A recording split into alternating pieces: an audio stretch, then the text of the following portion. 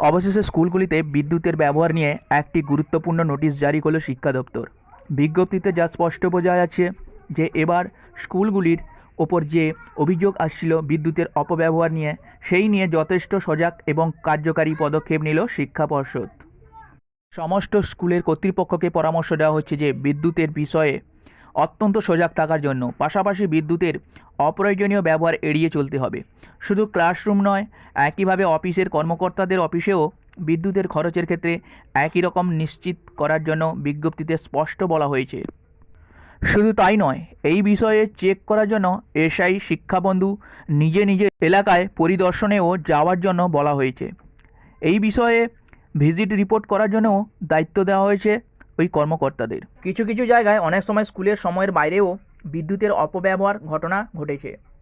সম্প্রতিকালে বিদ্যুতের চরম সংকট আমাদের সামনে আসছে। তো বন্ধুরা, দেখা যাক কতটা কার্যকারী হয় এই পদক্ষেপ।